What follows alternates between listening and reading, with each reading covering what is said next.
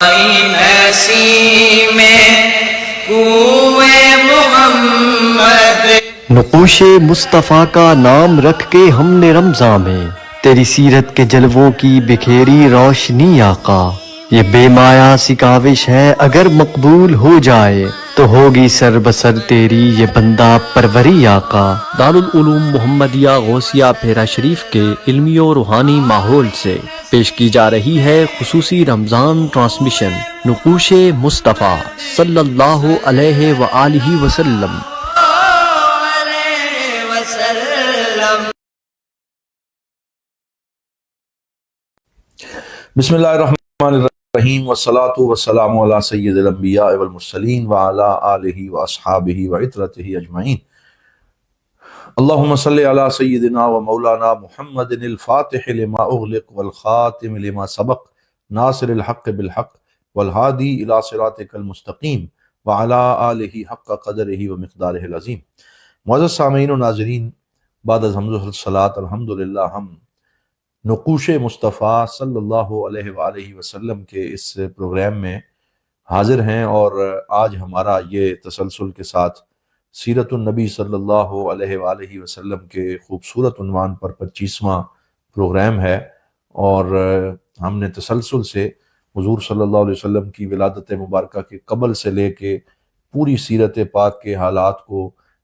بیان کرنے کی کوشش کی۔ جس قدر انسان سے ممکن ہے اس خوبصورت زندگی کے ہر پل کا احاطہ کرنا ہمارے جیسے حقیر پرتقصیر بندوں کا کام نہیں ہو سکتا۔ انسان تو ایک کوشش کرتا ہے کہ اپنے نبی پاک صلی اللہ علیہ وسلم سے محبت کا اظہار کرے، ان کی سیرت کی بہاروں کا تذکرہ کرے، ان کے شب و روز کا تصور کر کے زندگی گزارے۔ تو الحمدللہ رمضان المبارک کے اس آخری عشرے میں یہ خوبصورت لمحات ہیں جو ذکر رسول صلی اللہ علیہ وآلہ وسلم سے معطر اور منور ہیں۔ اور آج ہم سن 7 ہجری کے اواخر کے واقعات کا ذکر کریں گے، اور سن 7 ہجری یہ صلح حدیبیہ اور پھر اس کے بعد غزوہ خیبر کے بعد غزوہ موطا کے احوال جو ہیں اس پہ آج کا پروگرام جو ہے وہ مکمل ہوگا۔ لیکن اس پروگرام کے جو مرکزی عنوان ہیں اس میں سب سے پہلے تو ہم اس عمرۃ القضاء کی بات کریں گے کہ جب صلح حدیبیہ میں شرطیں طے ہوئی تھیں جن پہ معاہدہ ہوا تھا، اس میں ایک شرط یہ تھی کہ مسلمان اس سال واپس چلے جائیں اور آئندہ سال 3 دن کے لیے آ کے وہ عمرہ کر سکتے ہیں۔ اور اس سلسلے میں پھر حضور نبی رحمت صلی اللہ علیہ وآلہ وسلم نے جب 1 سال پورا مکمل ہو گیا، یعنی جب آپ صلح حدیبیہ پہ گئے تھے تو ذوالقعدہ کا مہینہ اور 6 ہجری تھا، تو 7 ہجری ذوالقعدہ کے مہینے میں ہی حضور صلی اللہ علیہ وآلہ وسلم پھر اس معاہدے کے مطابق عمرے کے لیے تشریف لے گئے، اور آپ نے یہ حکم دیا کہ امر ان لا یتخلف احد من الذین کانوا فی صلح الحدیبیہ۔ حضور صلی اللہ علیہ وسلم نے حکم دیا کہ جو صلح حدیبیہ میں لوگ شامل تھے ان میں سے کوئی بھی پیچھے نہ رہے، سب اس میں بھی شامل ہوں۔ اس کی وجہ یہ تھی کہ جو نفسیاتی ایک پریشر اور پریشانی کا سامنا ان صحابہ کو ہوا تھا صلح حدیبیہ کے اندر، تو تاکہ اب ان کے اعتماد میں اضافہ ہو، انہیں خوشی ہو، اور انہیں پتہ چلے کہ اس معاہدے کے مطابق عمل درآمد کرتے ہوئے ہمیں اب شان کے ساتھ اور عزت و احترام کے ساتھ عمرے کی سعادت نصیب ہوئی ہے، کوئی رکاوٹ راستے میں نہیں ہے۔ تو پھر حضور صلی اللہ علیہ وسلم سارے صحابہ سے تلبیہ پڑھواتے ہوئے بڑی شان سے نکلے، لبیک اللہم لبیک لبیک لا شریک لک لبیک ان الحمد والنعمت لک والملک لا شریک لک۔ اس طریقے سے تلبیہ پڑھتے ہوئے حضور نے بلند آواز سے پڑھنے کا حکم دیا، اور پھر احرام باندھ کے صحابہ نکلے۔ اور اس دفعہ ان 1400 صحابہ کے آگے حضور صلی اللہ علیہ وسلم نے 100 افراد جو ہیں وہ مسلح محمد ابن مسلمہ رضی اللہ تعالیٰ عنہ کی قیادت میں مسلح افراد کو آگے رکھا۔ تو پوچھا گیا کہ یا رسول اللہ، آپ نے ان سے معاہدہ تو یہ کیا تھا کہ ہم بغیر اسلحے کے صرف عمرہ کرنے آئیں گے، تو حضور نے فرمایا کہ میں یہ جو 100 جنگجو ہیں ان کو مکہ کے اندر اسلحے کے ساتھ داخل نہیں ہوں گا انہیں لے کے، بلکہ ان کو اس لیے میں نے ساتھ لیا ہے انی اخشا علیہم الغدر، کہ مجھے یہ اندیشہ ہے کہ کہیں وہ وعدہ خلافی نہ کریں اور معاہدے کی خلاف ورزی نہ کر بیٹھے۔ تو اپنی سیف سائیڈ کرنا اور محتاط طریقے سے آگے بڑھنا یہ مسلمان کا شیوا ہوا کرتا ہے۔ اور اسی وجہ سے قریش جو ہیں انہوں نے بھی نظر رکھی ہوئی تھی حالات پہ، تو انہیں پتہ چل گیا کہ 100 ساتھ مسلح افراد بھی آ رہے ہیں۔ تو سہیل ابن عمر باہر نکلا اور اس نے حضور صلی اللہ علیہ وسلم سے پوچھا کہ آپ نے یہ مسلح افراد کیوں ساتھ لائے ہیں؟ تو حضور صلی اللہ علیہ وسلم نے فرمایا کہ میں انہیں مکہ کے اندر لے کے نہیں جاؤں گا۔ تو وہ کہنے لگا کہ ما عرفناک الا بالعہد والوفا، کہ ہم نے آپ کو وعدہ پورا کرنے والا اور وفادار ہی پایا ہے۔ یہ دشمن بھی مانتے تھے کہ سرکار دو عالم صلی اللہ علیہ وسلم کبھی وعدے کی خلاف ورزی نہیں کرتے۔ پھر حضور نبی رحمت صلی اللہ علیہ وسلم جب داخل ہو رہے تھے مکہ شریف میں عمرہ کے لیے، تو آپ نے عبداللہ ابن رواحہ رضی اللہ تعالیٰ عنہ جو شاعر بھی تھے اور ان کی بڑی شان ہے، ان سے فرمایا تو انہوں نے یہ اشعار پڑھے: خلو بن الکفار عن سبیلہ، خلو فکل الخیر فی سبیلہ، یا رب انی مؤمن بقیلہ، انی رأیت الحق فی قبولہ۔ تو یہ اشعار پڑھتے ہوئے وہ جو ہے وہ آگے بڑھ رہے تھے۔ تو حضرت سیدنا عمر فاروق رضی اللہ تعالیٰ عنہ نے ایک جلال کی حالت میں حضرت عبداللہ بن رواحہ سے فرمایا: اشعر فی المسجد الحرام بین یدی رسول اللہ فی یوم دخول مکہ بعد 7 سنوات، کہ 7 سال بعد ہم مکہ میں داخل ہو رہے ہیں، احرام باندھا ہوا ہے، حضور صلی اللہ علیہ وسلم کے ساتھ ہیں اور عمرے کے لیے آئے ہیں، اور آپ شعر پڑھ رہے ہیں، تو یہ آپ ایسا نہ کریں۔ تو حضور صلی اللہ علیہ وسلم مسکرائے اور آپ نے فرمایا کہ اے عمر دعہو، آج اسے چھوڑو، اسے پڑھنے دو، واللہ ان کلمات ابن رواحہ لاوجع فی قریش من وقع السہام، فرمایا کہ یہ میرے غلام عبداللہ بن رواحہ کے یہ کلمات آج جو کافر ہیں ان کے سینوں میں نیزوں اور تیروں سے بھی زیادہ یہ لگ رہے ہیں، اور ان کو آج ایک درد ہو رہا ہے ان کا، اور دشمنوں کو پتہ چل رہا ہے کہ مسلمانوں کی شان کیا ہے۔ تو یہ جو ایک دفاعی انداز ہوتا ہے اور حضور کی غلامی میں اشعار لکھنا اور سرکار دو عالم سے محبت کا اظہار کرنا، تو یہ جو محبت کے کلمات ہوتے ہیں ان کی اہل محبت کے ہاں بھی بڑی تاثیر ہوتی ہے، اور پھر جو دشمن ہیں ان کے دلوں میں بھی یہ بڑا وار کرتے ہیں نیزے کی طرح۔ تو حضور نے فرمایا کہ آج عبداللہ بن رواحہ کو پڑھنے دو۔ پھر جب آپ مکہ میں داخل ہوئے تو ابو سفیان، اکرمہ اور صفوان ابن امیہ اور یہ سارے جو لوگ تھے، انہوں نے یہ سوچا کہ ہم مکہ کو خالی کر دیں تاکہ مسلمانوں کا کفار سے کوئی انٹریکشن نہ ہو سکے، اور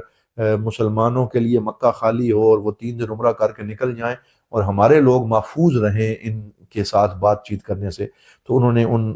تمام کفار، بچے، عورتیں جو تھے، ان کو مکہ کے ارد گرد جو پہاڑی ٹیلے ہیں ان کی طرف بھیج دیا۔ لیکن اللہ کا کرنا کیا ہوا کہ وہ تو گئے تھے کہ ہم انہیں دور رکھیں گے، لیکن وہ ایک ایسے اسٹیڈیم کی طرح ایک منظر بن گیا کہ جیسے چاروں طرف کرسیاں لگی ہوں اور تماشائی بیٹھے ہوں، اور ان سب کی نظر جو ہے وہ میدان کے اندر ہو۔ تو منظر یہ بن گیا کہ خانہ کعبہ درمیان میں ہے اور حضور صلی اللہ علیہ وسلم اپنے غلاموں کے ساتھ عمرہ فرما رہے ہیں، اور سارے اہل مکہ اور کفار اور ان کے بچے اور عورتیں سارے جو ہیں وہ اس منظر کو دیکھ رہے ہیں اور اس سے متاثر ہوئے بغیر نہیں رہ رہے۔ تو اب انہوں نے یہ افواہ اڑا دی کہ مسلمانوں کو ایک جلدی بیماری ہے نعوذ باللہ ان کے ہاتھوں میں، ان کے بازوؤں میں، اور وہ بڑے کمزور لوگ ہیں اور ان کو ایک جلدی بیماری جو ہے وہ لگی ہوئی ہے، تاکہ کوئی نہ ان کو چھوئے، نہ کوئی ان سے سلام کرے اور لوگ ان سے دور رہیں۔ جب حضور صلی اللہ علیہ وسلم کو یہ پتہ چلا تو سرکار نے فرمایا رحم اللہ رجلا اراہم من نفسہ القوۃ اليوم، کہ اللہ تعالیٰ میرے اس غلام پہ رحم فرمائے جو آج ان کفار کو اپنی قوت کا اظہار کرے اور انہیں بتایا کہ مسلمان کی قوت کیا ہوتی ہے، مومن کی شان کیا ہوتی ہے۔ تو پھر حضور صلی اللہ علیہ وسلم نے احرام میں جو رمل کا حکم دیا، اور جیسے احرام کے پہلے 3 چکر جب آج ہم لگاتے ہیں 7 چکروں میں سے پہلے 3 چکروں میں ہم جو ہے وہ تھوڑا جو ہے وہ دوڑ کے چلتے ہیں حرم شریف میں عمرہ کرتے ہوئے، اور اپنے ایک بازو کو جو ہے وہ ہم اس کے اوپر کپڑا نہیں ڈالتے اور احرام اس طریقے سے کرتے ہیں کہ ہمارا ایک کندھا اور بازو نظر آتا رہے۔ تو یہ اصل میں اس دن یہ حضور صلی اللہ علیہ وسلم کی سنت قائم ہوئی کہ سرکار نے صحابہ سے فرمایا کہ آج ذرا اس طریقے سے اپنے بازو ظاہر کر کے اور صحیح مجاہدوں کی طرح ایسے چلو کہ پتہ چلے کہ جیسے حضور کے غلام چل رہے ہیں۔ اور صحابہ کرام اور خود رسول اکرم صلی اللہ علیہ وسلم اس طریقے سے عمرہ کر رہے تھے کہ ایک رعب و دبدبہ جو ہے وہ کفار کے سینوں پہ اس منظر کا ایسا قائم ہوا کہ پھر وہ اثر کبھی زائل نہ ہو سکا، اور قریش لرز اٹھے اس منظر کو دیکھ کے۔ پھر 2 سال بعد جب خطبہ حجت الوداع کے موقع پہ حضور آئے اور دوبارہ آپ نے اسی طرح عمرہ کیا تو حضرت عمر فاروق نے عرض کیا کہ یا رسول اللہ یہ تو اس ضرورت کے پیش نظر تھا، تو آج آپ پھر کیوں ایسے کر رہے ہیں؟ تو حضور نے فرمایا ہذہ سنتی الی یوم القیامہ، کہ اے عمر یہ میری سنت قیامت کے دن تک رہے گی، اور جو میرے غلام یہاں عمرہ کرنے آئیں گے وہ میری اس سنت کو دہراتے رہیں گے اور اسے یاد کرتے رہیں گے۔ تو حضرات محترم اسی طریقے سے یہ عمرہ جو ہے وہ ادا ہوا، اور سرکار دو عالم صلی اللہ علیہ وآلہ وسلم نے 3 دن میں عمرے کے سارے مناسک مکمل کیے، اور مکہ مکرمہ میں آج 7 سال کے بعد مسلمانوں نے اس وطن کو پھر سے دیکھا، آب زمزم پیا، صفا مروہ کی سعی کی، ساری پرانی یادیں تازہ کی، اور پھر حضور صلی اللہ علیہ وسلم نے اس خواہش کا بھی اظہار کیا کہ جتنے سرداران قریش ہیں ان کو ایک ولیمہ اور ایک کھانا جو ہے وہ پیش کیا جائے۔ یہ ایک جو ہے وہ محبت کا اظہار تھا، اور یہ ایک اس چیز کا اظہار تھا کہ ہم نے 3 دن یہاں مکہ میں آ کے عمرہ کیا ہے، اور یہ سارا معاشرہ جو ہے وہ ہماری وجہ سے تھوڑا ڈسٹرب رہا ہے، تو میں ان کو ایک کھانا پیش کروں۔ یہ حضور ایک پیغمبر رحمت ہیں، اور یہ آپ صلی اللہ علیہ وسلم کی عطا کا عالم ہے۔ لیکن آگے سے کیونکہ وہ دشمنی پہ اترے ہوئے تھے تو وہ کہنے لگے لا حاجت لنا فی طعامک، کہ ہمیں آپ کے اس کھانے کی کوئی ضرورت نہیں ہے۔ تو حضرت سعد بن عبادہ نے انہیں غصے سے فرمایا، جب اس نے کہا نا کہ ہمیں کھانے کی کوئی ضرورت نہیں، آپ ہماری زمین سے نکلیں، تو حضرت سعد بن عبادہ نے فرمایا لیست ارضک ولا ارض ابیک، یہ نہ تیری زمین ہے نہ تیرے باپ کی زمین ہے، بل ہے ارض رسول اللہ، بلکہ یہ اللہ کے نبی کی سرزمین ہے، یہ مکہ مکرمہ ہے، ولا یخرج منها الا سالما عزیزا، اور حضور صلی اللہ علیہ وسلم صحیح سلامتی اور عزت کے ساتھ یہاں آئیں گے اور یہاں سے جائیں گے۔ تو پھر حضور صلی اللہ علیہ وسلم نے اعلان فرمایا کہ لا تغرب الشمس علی رجل فی مکہ تھا، کہ آج غروب شمس کے بعد ہمارا کوئی بندہ مکہ میں نظر نہ آئے، سارے چلو، اور جو معاہدہ ہم نے کیا تھا ہم معاہدے کی خلاف ورزی کرنے والے نہیں ہیں، بلکہ ہم تو اس کی پاسداری کرنے والے ہیں۔ تو حضور صلی اللہ علیہ وسلم نے سب کو حکم دیا، اور 3 دن کے بعد سارے جو ہے وہ عزت و آشتی اور امن کے ساتھ مکہ سے نکلے اور مدینہ پاک کی طرف گامزن ہو گئے۔ جب حضور صلی اللہ علیہ وسلم، اور اس سے یہ بھی ہمیں سبق ملتا ہے کہ وعدوں کو پورا کرنا اور ایک اچھا پیغام دینا اور دشمن پہ بھی اچھے اثرات چھوڑنا، یہ حضور صلی اللہ علیہ وسلم کی سنت ہے۔ ہمارے ہاں چھوٹے چھوٹے فقہی مسائل کے اوپر اتنے تنازعات بنائے جاتے ہیں، اور اتنی جو ہے وہ گالی گلوچ تک نوبت آ جاتی ہے، اور علماء ایک دوسرے سے جھگڑتے نظر آتے ہیں، اور معاشرے کے اندر شدت اور ہیٹ سپیچ کا رجحان بڑھتا جا رہا ہے۔ اپنے آپ کو سکالر کہنے والے کچھ لوگ جو ہے وہ نام نہاد طریقے سے دین کی ٹھیکیداری کرتے ہوئے وہ نفرت معاشرے میں پھیلا رہے ہیں، اور اپنے ہی لوگوں کے بارے میں دوسرے لوگوں کو بدگمان کر رہے ہیں۔ تو حضور صلی اللہ علیہ وسلم دیکھیں کہ کتنے شفیق ہیں، لقد جاءکم رسول من انفسکم عزیز علیہ ما عنتم حریص علیکم بالمؤمنین رؤوف الرحیم، کہ وہ تو مومنوں پہ شفیق ہیں، اور بلکہ جو دشمن ہیں ان کے لیے بھی آپ ایک اچھے جذبات رکھتے ہیں کہ ان کو بھی محبت سے اسلام کی طرف بلایا جائے۔ یہی وجہ ہے کہ جب حضور صلی اللہ علیہ وسلم مکہ سے نکل رہے تھے تو آپ نے خالد بن ولید جو ہیں ان کے لیے یہ پیغام بھیجا، تأخرت علینا یا خالد وہل لمثلک ان یجہل الاسلام وعقلک عقلک، فرمایا اے خالد بڑی دیر کر دی ہے مہرباں آتے آتے، بڑی دیر کر دی اسلام کی طرف آتے آتے، اور کیا تیرے جیسا بندہ اسلام سے دور رہ سکتا ہے کہ تجھے اللہ نے یہ عقل دی ہے کہ تیری عقل تو پھر تیری عقل ہے، یعنی ان کی عقل کی، ان کی فہم اور تدبر کی تعریف فرمائی۔ یہ وہی خالد بن ولید ہیں کہ جنہوں نے غزوہ احد میں بڑا نقصان پہنچایا تھا، اور انہی کی وجہ سے حضرت سید الشہداء حضرت امیر حمزہ جیسا جلیل القدر بطل حریت جو ہے ان کی شہادت ہو گئی۔ لیکن یہاں پہ حضور صلی اللہ علیہ وآلہ وسلم ہر طرح کے تعصب کو بالائے طاق رکھتے ہوئے دین کی دعوت حضرت خالد بن ولید کو دیتے ہیں، اور فرماتے ہیں کہ تیرے جیسا بندہ دانش مند جو ہے کیا وہ بھی اسلام سے دور رہ سکتا ہے؟ تو ولید ابن ولید جو خالد بن ولید کا سگا بھائی تھا اور مسلمان ہو چکے تھے، ان کے ذریعے حضور نے یہ پیغام خالد بن ولید تک پہنچایا، اور خالد بن ولید کو جب یہ بات پتہ چلی کہ حضور نے میرا نام لیا ہے اور حضور صلی اللہ علیہ وسلم کی زبان پہ میرا نام آیا اور میرے بارے میں انہوں نے پوچھا، تو کہتے ہیں کہ فواقع فی قلبی ان رسول اللہ صلی اللہ علیہ وسلم سأل علیہ،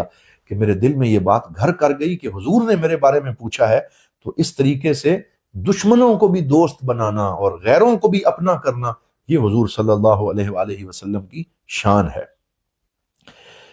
تو حضرت خالد بن ولید پھر اپنے بارے میں خود فرماتے ہیں کہ کافی عرصے سے میں جب بھی حضور کے ساتھ کسی جنگ میں جاتا تھا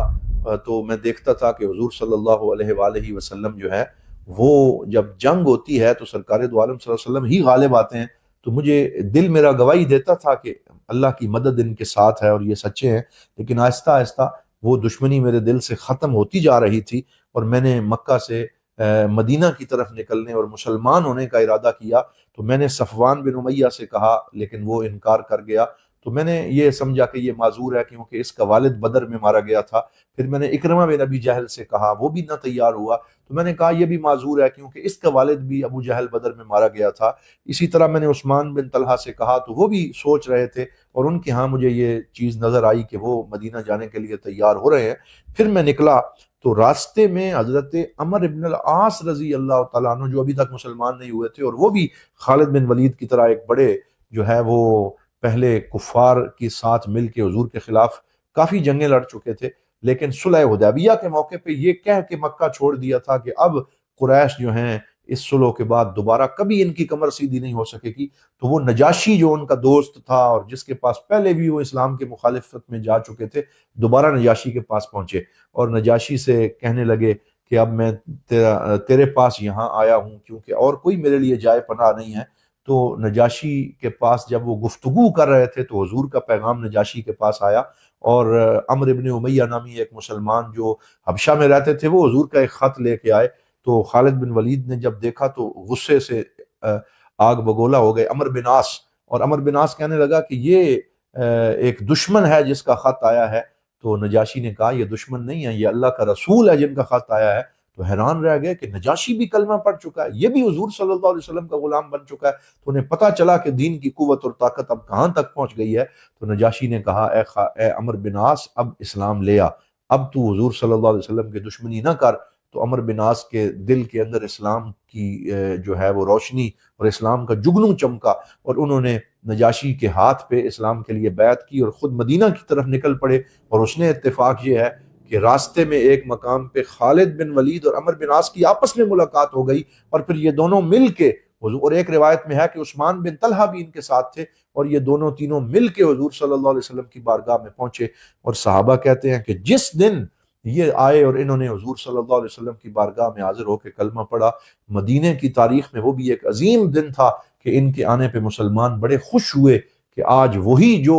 عرب کے بڑے بڑے کمانڈر سمجھے جاتے تھے آج وہ مسلمانوں کے کمانڈر بن چکے ہیں، اور مسلمانوں کی قوت میں اضافہ ہوا، شوکت میں اضافہ ہوا، اور ان لوگوں کے کلمہ پڑھنے سے حضور صلی اللہ علیہ وآلہ وسلم کے اس دین کو مزید قوت ملی۔ لیکن خالد بن ولید نے جب کلمہ پڑھا تو حضور نے انہیں دعا دی کہ اللہ تمہارے سارے جو پچھلی زندگی ہے اس کو معاف فرمائے اور تمہارے لیے آسانی فرمائے۔ جب حضرت عمرو بن عاص نے آگے ہاتھ بڑھایا تو حضور نے انہیں بیعت کرنا چاہا تو انہوں نے ہاتھ پیچھے کھینچ لیا۔ تو وہ کہنے لگے، حضور نے پوچھا کیوں ہاتھ پیچھے کھینچا؟ یا رسول اللہ میں ایک شرط رکھنا چاہتا ہوں۔ کیا شرط رکھنی ہے؟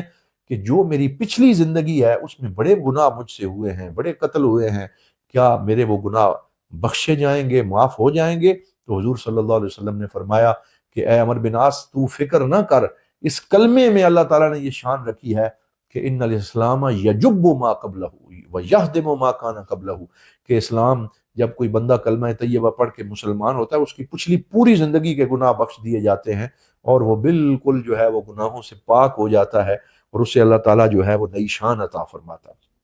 تو اس طریقے سے حضرت عمرو بن عاص جو ہیں وہ بھی مسلمان ہوئے، اور خالد بن ولید، تو یہ ایک نیا باب اسلام کے اندر اس کا اضافہ ہوا۔ پھر حضور صلی اللہ علیہ وسلم نے بادشاہوں کو خطوط لکھنے شروع کیے، اور یہاں سے پورا یہ دین اسلام انٹرنیشنلائز ہو گیا اور اس کو ایک عالمیت نصیب ہوئی، اور اب یہ پیغام صرف عرب تک محدود نہ رہا بلکہ حضور صلی اللہ علیہ وسلم نے 14 عالمی بادشاہوں کو خطوط ارسال کیے، اور ان خطوط میں حضور صلی اللہ علیہ وسلم کیا لکھتے؟ من محمد رسول اللہ الہ ہرقل عظیم الروم، کہ یہ خط رسول اللہ صلی اللہ علیہ وسلم کی جانب سے روم کے بادشاہ ہرقل کی جانب ہے۔ اور اسی طرح پھر فرماتے انی ادعوک بدعایت الاسلام، کہ میں تمہیں اسلام کی دعوت پیش کرتا ہوں، اسلم تسلم، اسلام لے آ تجھے سلامتی نصیب ہو جائے گی۔ اور اس طرح آپ نے مقوقس جو مصر کا بادشاہ تھا اس کو خط لکھا، نجاشی جو حبشہ کا بادشاہ تھا اس کو خط لکھا، اسی طرح جو فرس اور ایران کا بادشاہ کسریٰ تھا، کسریٰ ایران، اس کو خط لکھا، اور یہ سارے خطوط آپ نے ارسال فرمائے، اور جب خط بادشاہوں کو لکھنے تھے تو یہ عرض کیا گیا کہ جناب بادشاہ تب یہ خط قبول کرتے ہیں جب اس کے نیچے مہر بھی لگی ہوئی ہو، تو اس وقت حضور صلی اللہ علیہ وسلم نے اپنی مہر بھی تیار کروائی، جو اس شان والی مہر تھی کہ اس میں سب سے اوپر محمد، پھر سے نیچے سے شروع ہو کے محمد رسول اللہ لکھا ہوا تھا، اور حضور صلی اللہ علیہ وآلہ وسلم کی رسالت کا اس میں اعلان تھا، اور وہ حضور کی انگوٹھی مبارک تھی جس سے آپ ان خطوط پہ مہر لگایا کرتے تھے، اور اس طریقے سے یہ خطوط بھیجے گئے۔ اور اس دوران حضور صلی اللہ علیہ وآلہ وسلم نے زبانیں سیکھنے کے لیے جن جن سفراء کو خطوط دے کے بھیجا، انہیں فرمایا جس ملک میں جا رہے ہو وہاں کی زبان سیکھو، اور حضرت زید ابن ثابت کو عبرانی اور سریانی زبان سیکھنے کا حکم دیا، اور انہوں نے 12 سے 18 دنوں میں وہ زبان سیکھ کے حضور صلی اللہ علیہ وآلہ وسلم کے حکم کے مطابق ان کے ساتھ خط و کتابت بھی شروع کی۔ اس سے یہ پتہ چلتا ہے کہ مدینے کی ریاست میں ٹیلنٹ کی کتنی قدر تھی کہ وہاں سفراء بھی تھے، وہاں زبانوں کے ماہرین بھی تھے، وہاں سیاست دان بھی تھے، وہاں معیشت دان بھی تھے، وہاں طرح طرح کی مہارتیں رکھنے والے لوگ اس وقت مدینہ پاک میں جمع ہو چکے تھے۔ ہرقل کے پاس جب یہ خط پہنچا تو وہ روم ایک عظیم الروم یعنی تھا، تو حضور نے بھی عظیم الروم لکھا۔ یہ اب کوئی کہہ سکتا ہے کہ اس کو آپ نے عظیم کیوں لکھا، تو مطلب یہ ہے کہ وہ ان کے لوگوں کی پاس وہ ایک عظیم سمجھا جاتا تھا، تو اپنے مد مقابل اور اپنے دشمن جو ہے اس کو احترام کے ساتھ اس سے ڈائیلاگ کرنا، یہ بھی حضور صلی اللہ علیہ وسلم کی سنت ہے۔ یہ نہیں ہے کہ آپ اس کو گالی گلوچ دے کے اسے دعوت دیں، وہ کیسے دعوت قبول کرے گا؟ جو ایٹیکیٹس ہیں، جو بین الاقوامی آداب ہیں، ان کا خیال رکھنا، یہ بھی حضور صلی اللہ علیہ وسلم کی سیرت کا درس ہے۔ تو پھر آپ نے جب وہ خط بھیجے تو ہرقل نے پوچھا کہ کوئی مسلمان اگر اس علاقے میں ہے تو اسے پکڑ کے لاؤ تاکہ میں، یا ان کے علاقے کا کوئی بندہ ہے تو اسے لاؤ۔ تو وہ ابو سفیان کو لے آئے کہ یہ مسلمان تو نہیں ہے لیکن ہے مکہ کا۔ تو اس نے، ہرقل نے ابو سفیان سے پوچھا کہ میرے پاس محمد صلی اللہ علیہ وسلم ان کا خط آیا ہے، ما نسبہ فیکم، بتاؤ کہ ان کا نسب کیا ہے۔ تو ابو سفیان کہتا ہے میں جو ہے وہ چاہتے ہوئے بھی جھوٹ نہیں بول سکتا تھا، کیونکہ جھوٹ بولنا ان کے ہاں بڑا معیوب سمجھا جاتا تھا۔ تو میں نے ان سے کہا کہ ہوا فی نازو نسب، وہ بڑا ہمارے اندر نسب والے ہیں۔ تو حل یغدر، کیا وہ دھوکہ دیتے ہیں؟ کہا نہیں، وہ دھوکہ نہیں دیتے۔ حل یکذب، کیا جھوٹ بولتے ہیں؟ کہا وہ جھوٹ نہیں بولتے۔ ان کے صحابہ کم ہو رہے ہیں یا زیادہ ہو رہے ہیں؟ یعنی ان کے صحابہ میں دن بدن اضافہ ہو رہا ہے۔ اور کیا ان میں سے کوئی مرتد بھی ہوتا ہے؟ کہا نہیں، جو ان کا ایک دفعہ غلام ہو جاتا ہے پھر وہ ان کی زلف گرا گیر کا اسیر ہو جاتا ہے، پھر وہ پیچھے نہیں ہٹتا۔ اور یہ سارے سوال پوچھنے کے بعد پوچھا وہ کس چیز کی طرف بلاتے ہیں؟ کہا وہ سچائی کی دعوت دیتے ہیں، وہ پاک بازی کی دعوت دیتے ہیں، وہ پاکیزگی کی طرف بلاتے ہیں۔ تو ہرقل نے اس دن یہ تاریخی جملہ کہا کہ اگر تو ایسے ہی ہے جیسے تو نے بتایا ہے تو پھر میں تمہیں بتا دوں کہ وہ اتنی قوت اور شوکت حاصل کریں گے کہ سَيَمْلِكُ مَوْضِعَ قَدَمِهِ هَذَا، کہ جس جگہ پہ آج میں بیٹھا ہوں ایک دن یہاں بھی انہی کا غلبہ ہوگا اور انہی کا نام ہوگا۔ اور اس طریقے سے ابو سفیان اپنے دوستوں سے کہنے لگا کہ لَقَدْ بَلَغَ شَانُ ابن ابی کبشہ شَانًا عظیما، کہ آج ابن ابی کبشہ، یہ حضور صلی اللہ علیہ وسلم کے لیے وہ یہ نام لیتے تھے، کہ آج وہ اتنی بڑی شان حاصل کر گیا ہے کہ ہرقل جیسا روم کا بادشاہ بھی ان سے ڈر محسوس کر رہا ہے۔ تو حضور صلی اللہ علیہ وسلم نے یہ 14 خطوط جو ہیں یہ بین الاقوامی سطح پہ بھجوائے، اور اس کا یہ فائدہ بھی ہوا کہ قریش کو اب یقین ہو گیا کہ ہم جس کو صرف مکہ سے نکالا ہوا ایک فرد سمجھتے تھے، اب ان کی طاقت یہ ہے کہ پوری دنیا کے بادشاہوں کے ساتھ ان کی مذاکرات اور ان کی گفتگو ہو رہی ہے۔ تو انہیں پتہ چل گیا کہ اب محمد عربی صلی اللہ علیہ وسلم کا راستہ ہم نہیں روک سکتے۔ تو فتح مکہ کی بنیاد یہ خطوط بھی بنے کہ خود بخود مکہ فتح ہوتا چلا گیا، اور مکہ فتح ہونے کی ایک تمہید ان خطوط کے ذریعے بن گئی۔ کسریٰ کا رد عمل کیا تھا؟ جو ایران کا بادشاہ تھا، بدبختی اور بد نصیبی تھی کہ کسریٰ کے پاس جب یہ خط پہنچا تو اس نے جو ہے وہ حضور صلی اللہ علیہ وسلم کے اس نامہ مبارک کو چاک کر دیا اور بدتمیزی کی۔ جب سرکار دو عالم صلی اللہ علیہ وسلم کو پتہ چلا تو آپ نے فرمایا مزق اللہ ملکہ، کہ اللہ تعالیٰ نے اس کی پوری سلطنت کو چاک کر دیا جس نے میرے نامے کو چاک کر دیا، جس نے اس کی توہین کی۔ تو جو بازان تھا، جو یمن کے اندر کسریٰ ایران کا گورنر تھا، اس کو کسریٰ ایران نے خط لکھا اور اسے بتایا کہ اس طرح میرے پاس محمد انہوں نے صلی اللہ علیہ وسلم یعنی یہ جرت کی ہے کہ مجھے خط لکھیں، تو ذرا 2 بندے بھیجو اور ان کو پکڑ کے میرے پاس حاضر کرو، میں پوچھوں کہ یہ کون ہے جس نے مجھے خط لکھنے کی جرت کی۔ یعنی وہ اس طرح کسی طاقت کے نشے میں وہ غرق تھا، اسے پتہ نہیں تھا کہ شان کیا ہے سرکار دو عالم صلی اللہ علیہ وآلہ وسلم کی، اور وہ بس اپنی طاقت کے نشے میں چور ہو کر اس طرح کی حرکت کر رہا تھا۔ بازان جو ہے اس نے 2 بندے بھیجے، وہ مدینہ پہنچے اور حضور صلی اللہ علیہ وسلم کو کہا کہ آپ کو کسرا ایران نے یاد کیا، آپ ہمارے ساتھ چلیں۔ تو سرکار دو عالم صلی اللہ علیہ وآلہ وسلم پہلے فرما چکے تھے کہ اللہ اس کی سلطنت کو پارا پارا کرے جس نے میرے خط کو پارا پارا کرنے کی جرت کی ہے۔ تو اس دن حضور نے فرمایا کہ جاؤ اور جا کے دیکھو تو صحیح، ارجعا الی رجلکم وقولا لہ ان ربی قد قتل ربکما،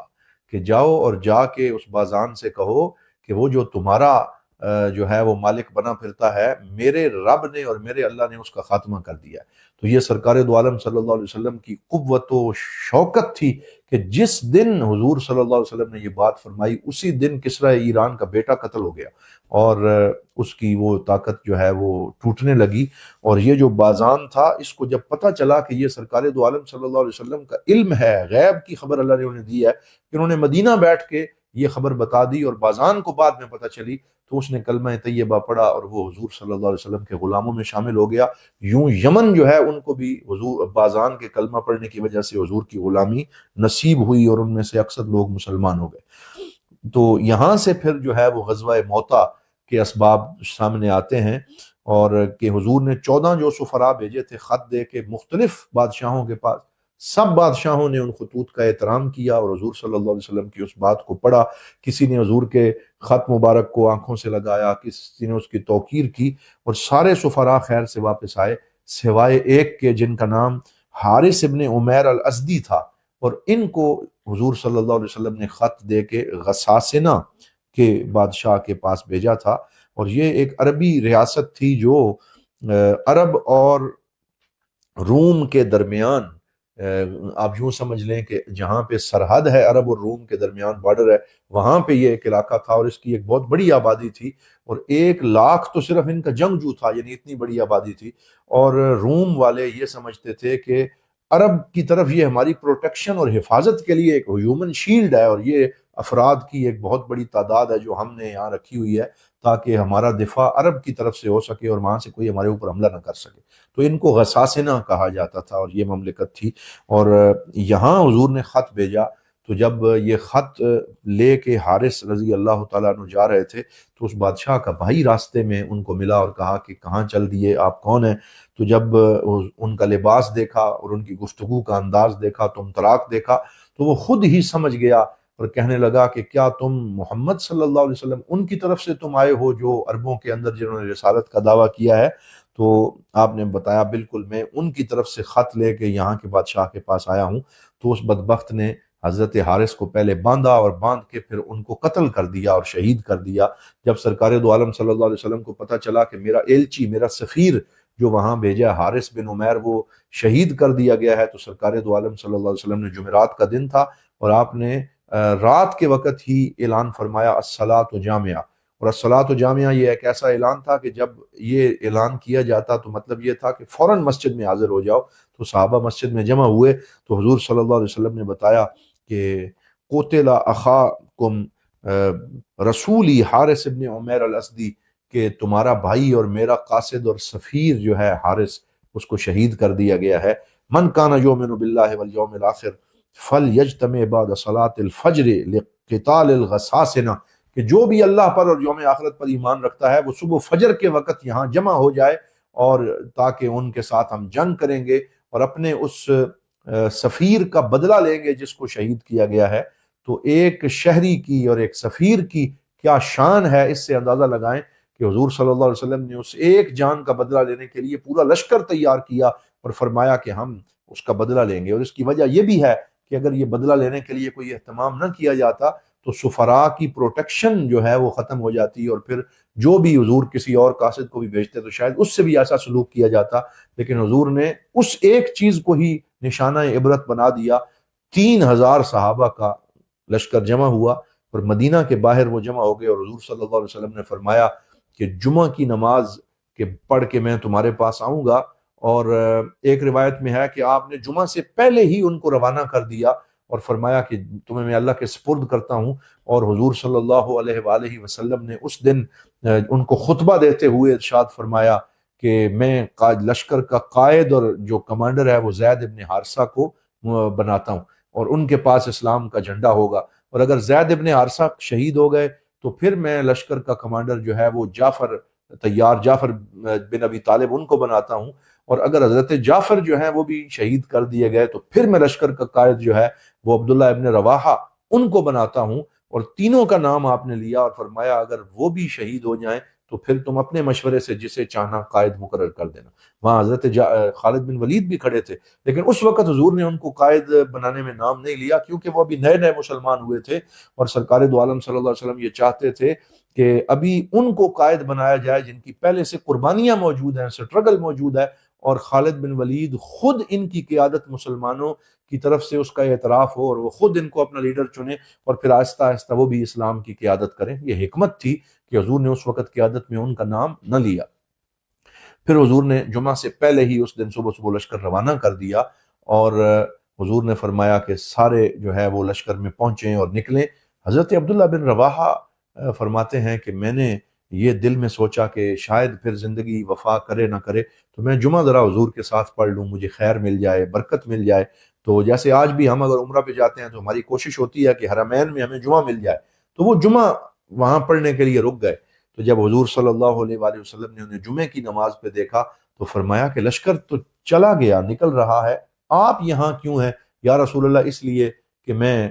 جمعہ آپ کے ساتھ پڑھ سکوں. تو حضور صلی اللہ علیہ وآلہ وسلم نے ارشاد فرمایا، آپ کا چہرہ مبارک سرخ ہو گیا، اور فرمایا لغدوۃ فی سبیل اللہ خیر من الدنیا وما فیہا، کہ ایک دن اللہ تعالیٰ کی راہ میں جہاد پہ نکلنا یہ دنیا وما فیہا سے بہتر ہے، اور آپ نے تاخیر کر کے اچھا نہیں کیا. یعنی حضور صلی اللہ علیہ وسلم نے اس بات پہ سرزنش فرمائی، اور پھر یہ فرمایا کہ تمہیں پتہ ہے کہ تمہارے اور ان کے درمیان فرق کیا ہے اس تاخیر میں، کہ الفرق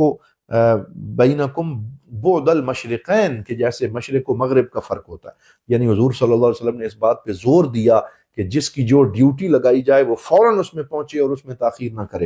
اور حضور صلی اللہ علیہ وآلہ وسلم نے جب یہ فرمایا کہ میں لشکر کا قائد فلاں بندے کو بناتا ہوں، پھر فلاں ہوگا، پھر فلاں، تو ایک یہودی جو کتاب کا عالم تھا وہ کہنے لگا کہ جب کوئی نبی یہ کہے کہ اگر فلاں شہید ہو گیا تو فلاں قائد ہوگا، اگر فلاں، تو پھر یہ حتمیت ہوتی ہے، یعنی پھر وہ بندہ جو ہے گویا یہ اس کی شہادت کا اعلان ہوتا ہے. تو وہ جو ہے اس نے ایک سازش کے طور پہ پہلے وہ حضرت زید بن ثابت کے پاس گیا اور کہنے لگا واپس گھر جاؤ، اپنی بیوی اور بچوں کو الوداع کہہ لو، انہیں چوم لو، اور اپنے بچوں سے پیار کر لو کہ اب تم واپس نہیں آ سکو گے، کیونکہ تمہارے نبی نے یہ کہہ دیا. اس یہودی ہو کے بھی اس کو پتہ تھا کہ جو نبی کہتا ہے وہ سچ ہوتا ہے. تو حضرت زید بن ثابت نے فرمایا کہ تم مجھے نہ ڈراؤ، میں نہ تو اپنے گھر جاؤں گا، لا اودعو، نہ انہیں الوداع کہوں گا، ولا اوسی، نہ میں کوئی وصیت کروں گا، واتوکل علی ربی، میں اپنے رب پہ توکل کروں گا. اور یہی جواب حضرت سیدنا عبداللہ بن رواحہ نے دیا، یہی جواب حضرت جعفر رضی اللہ تعالیٰ عنہ نے دیا. تو بلکہ مسلمان ان کو مبارک دے رہے تھے کہ تمہاری شہادت کا حضور نے اعلان پہلے سے ہی فرما دیا. تو مسلمان موت سے اور شہادت سے ڈرنے والی قوم نہیں ہے، بلکہ وہ تو شہادت کو سینے لگانے والی قوم ہے. تو یوں یہ لشکر جو ہے یہ نکلا، اور سرکار دو عالم صلی اللہ علیہ وآلہ وسلم نے اس لشکر کو الوداع کیا. عورتیں اور جو بچی ہیں وہ یوں ان کو الوداع کر رہے تھے، حفظکم اللہ، نصرکم اللہ، ایدکم اللہ، ردکم اللہ صالحین، کہ اللہ تعالیٰ تمہاری حفاظت فرمائے، اللہ تمہاری مدد کرے، اللہ تمہاری نصرت کرے، اور تم صالح اور نیکی کے ساتھ واپس آؤ. تو حضرت عبداللہ بن رواحہ یہ کہہ رہے تھے کہ اما انا فلا ردنی اللہ، کہ جہاں تک میرا تعلق ہے تو میں یہ نہیں دعا مانگتا کہ اللہ مجھے واپس آنے کی توفیق دے، بلکہ میں دعا مانگتا ہوں اللہ مجھے شہیدوں میں قبول فرمائے. تو حضور صلی اللہ علیہ وسلم کا یہ جملہ سن کے سرکار دو عالم کے چہرے مبارک پہ سرخی آئی، اور حضور صلی اللہ علیہ وسلم نے اپنے غلام کا یہ جملہ سنا. پھر حضرت عبداللہ بن رواحہ یہ شعر بھی پڑھتے تھے کہ وَلَٰكِنِّي أَسْأَلُ الرَّحْمَٰنَ مَغْفِرَةً وَضَرْبَةً بِالسَّهْمِ تَمْزِقُ الْأَحْشَاءَ وَالْكَبِدَ، کہ میں تو اپنے رب رحمان سے سوال کرتا ہوں کہ ایسی ضرب مجھے لگے کہ جو ضرب جگر کو چیرتی ہوئی جو ہے وہ پورے اس جسم کے اندر داخل ہو جائے، اور میں اللہ تعالیٰ کی بارگاہ میں شہید ہو کے حاضر ہو جاؤں. حتی یقولوا اذا مروا علی قبری ارشدہ اللہ من غاز وقد رشدا، تاکہ لوگ میری قبر کے پاس سے جب گزریں تو وہ یہ گواہی دیں کہ اللہ تعالیٰ نے اس کو رہنمائی اور ہدایت دی اور یہ ہدایت پا گیا، یہ شہادت پا گیا. تو شوق شہادت کے ساتھ مسلمان نکلے، اور سامنے جو لشکر ہے 1,00,000 تو وہ جو غساسنہ تھے ان کی اپنے جنگجو تھے، اور پھر انہوں نے رومیوں سے جو مدد طلب کی تو 1,00,000 کی کمک انہوں نے بھیجی. یعنی یہ کوئی سٹوری اور قصہ نہیں، یہ حقیقت ہے کہ 2,00,000 کا لشکر ایک طرف اور دوسری طرف 3,000 صحابہ غزوہ موطا کے اندر گئے. کہاں 3,000 کہاں 2,00,000، کوئی کمپیریزن نہیں ہے، کوئی مقابلہ نہیں بنتا. لیکن حیرانگی کی بات یہ ہے کہ جب یہ یہاں پہنچے تو انہوں نے آپس میں مشاورت کی. کچھ کہنے لگے کہ واپس چلتے ہیں اور حضور صلی اللہ علیہ وسلم کو ساری بات بتاتے ہیں کہ 2,00,000 کا مقابلہ کیسے ہوگا.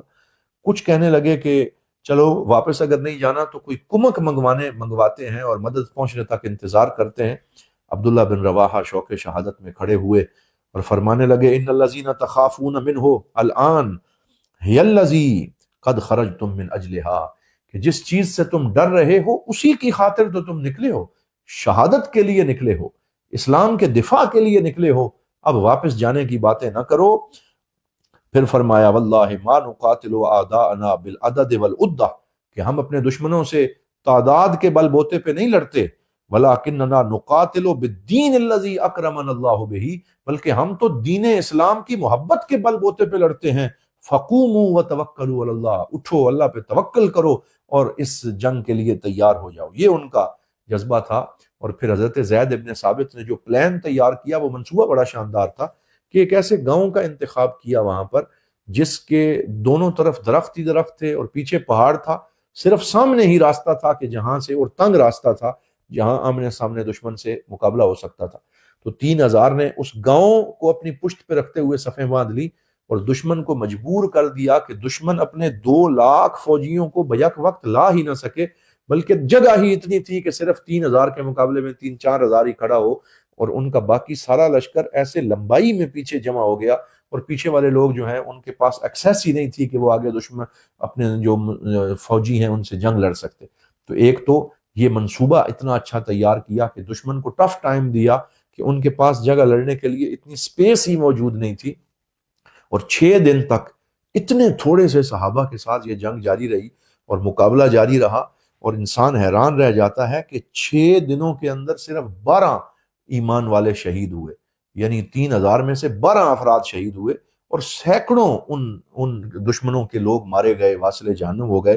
اور پھر انہوں نے یہ دیکھا کہ مسلمان جو ہیں ان کو تو شکست دینا بڑی مشکل ہے، تو انہوں نے پلان کیا کہ جس کے پاس جھنڈا ہے اس پہ حملہ کرو. تو پھر انہوں نے حضرت زید ابن ثابت رضی اللہ تعالی عنہ پہ جب حملہ کیا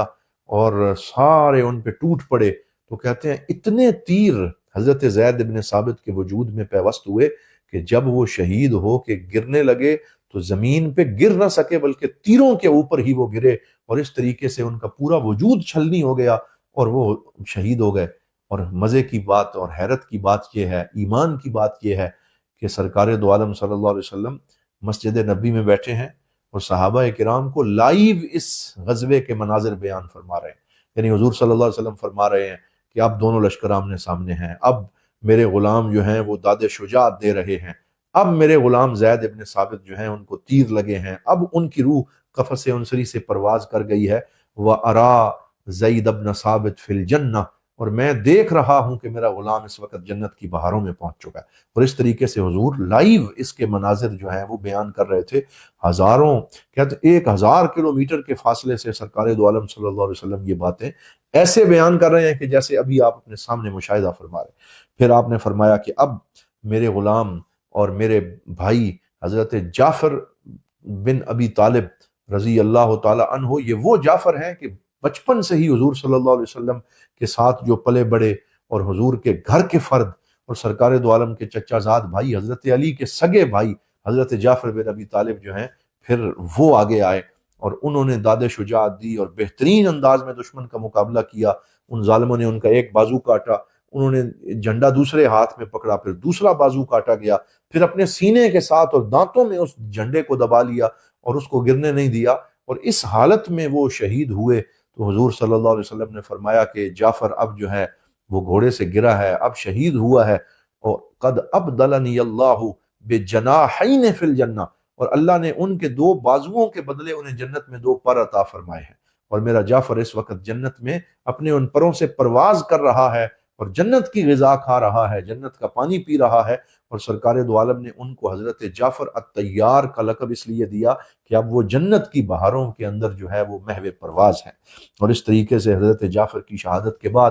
پھر حضرت عبداللہ ابن رواحہ میدان میں آئے، اور آپ نے داد شجاعت دی، اور اشعار پڑھتے ہوئے، رجز کہتے ہوئے، حضور کی غلامی پہ فخر کرتے ہوئے حضرت عبداللہ بن رواحہ جو ہیں انہوں نے بھی اپنی شہادت پیش کی۔ اللہ تعالیٰ ان پاک باز نفوس کے اوپر اپنی رحمتوں کا نزول فرمائے۔ اور پھر جب یہ تینوں حضرات حضور کی اس پیشین گوئی کے مطابق شہید ہو چکے تو حضرت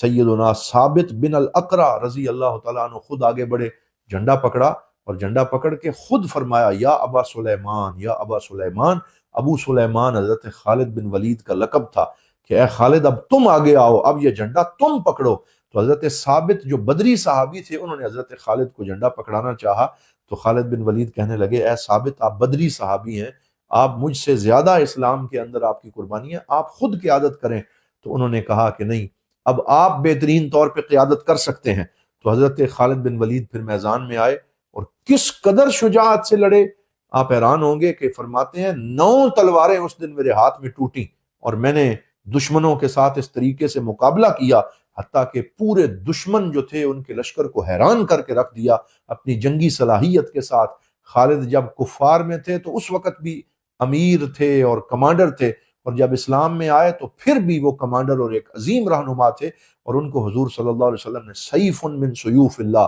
اللہ کی تلواروں میں سے ایک تلوار کا لقب حضرت خالد بن ولید کو عطا فرمایا۔ حضرت خالد بن ولید نے دیکھا